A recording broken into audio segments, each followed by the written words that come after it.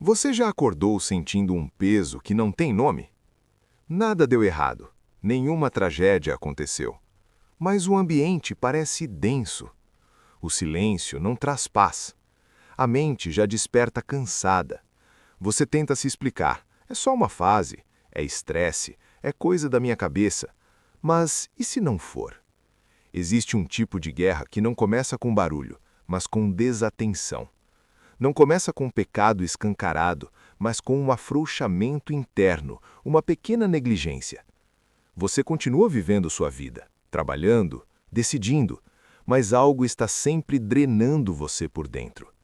E aqui está o grande paradoxo espiritual que muitos de nós ignoramos. O que você chamou de má fase, na verdade, era guerra espiritual.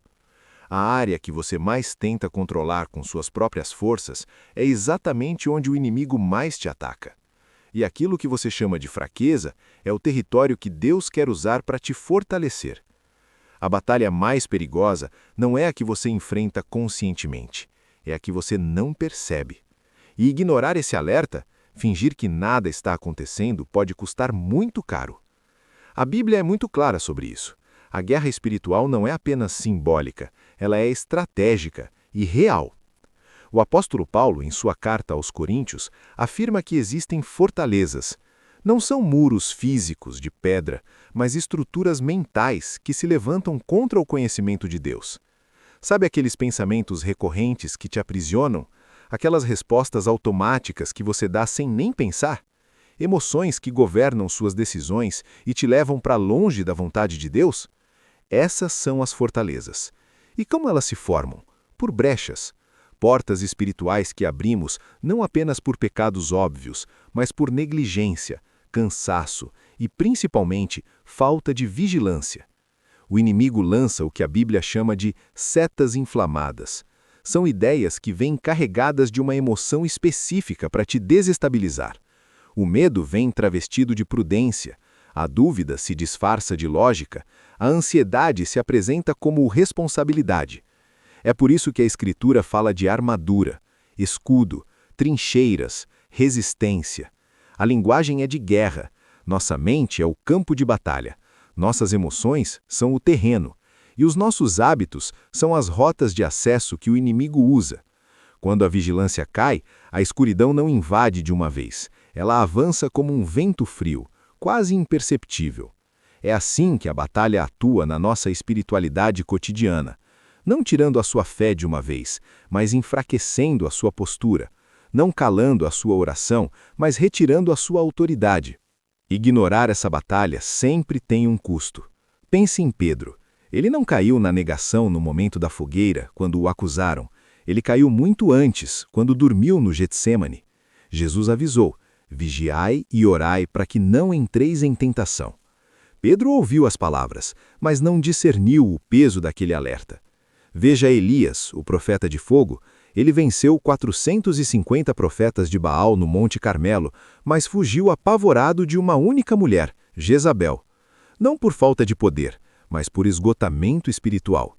A batalha o alcançou no cansaço. Agora, contraste isso com Paulo. Ele estava preso fisicamente, mas espiritualmente estava em guerra. O cárcere não o venceu porque a sua vigilância espiritual estava ativa. C.S. Lewis, um grande pensador cristão, dizia que o maior triunfo do mal é convencer o homem de que ele não existe.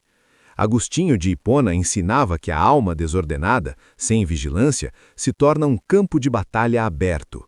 E Watchman Nee, um autor que escreveu muito sobre a vida espiritual, afirmava que a guerra mais intensa acontece quando o crente confunde um ataque espiritual com um simples problema emocional ou psicológico. Ignorar o alerta gera frieza, um desvio sutil, decisões que são tomadas sob uma pressão invisível. E o resultado é uma vida que só reage, em vez de uma vida que governa espiritualmente. Na nossa vida adulta, essa guerra se manifesta de formas muito específicas.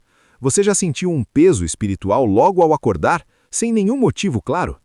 Já percebeu que ataques intensos, dúvidas e desânimo sempre acontecem um pouco antes de você dar um passo importante, de avançar em um projeto ou ministério? Você pode estar confundindo fadiga espiritual com cansaço comum. Você sente uma resistência enorme para orar, mesmo querendo orar. Luta com pensamentos que parecem não terem sido criados por você, pensamentos de acusação, medo ou desesperança.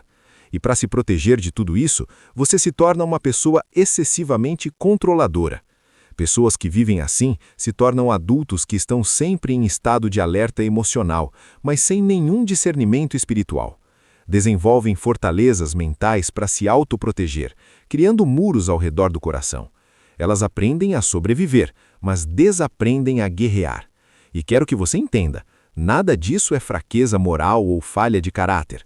São respostas de sobrevivência espiritual num campo de batalha que foi ignorado por muito tempo.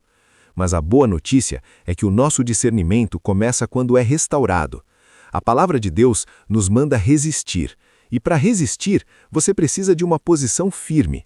E para ter uma posição, você precisa de vigilância. Efésios 6 não fala de fugir, mas de permanecer firme. 2 Coríntios 10 afirma que nós temos armas espirituais poderosas para derrubar fortalezas. E Tiago 4,7 nos dá uma promessa incrível. Sujeitai-vos, pois, a Deus, resisti ao diabo e ele fugirá de vós. A prática diária disso envolve oração específica, não genérica, jejum estratégico, com propósito, declarar a palavra de Deus em voz alta sobre sua vida, renunciar conscientemente a pensamentos e padrões que não vêm de Deus, buscar cobertura espiritual, estar em comunidade e usar diariamente a armadura de Deus descrita em Efésios. O Salmo 91 não promete a ausência de guerra, ele promete proteção e livramento no meio dela.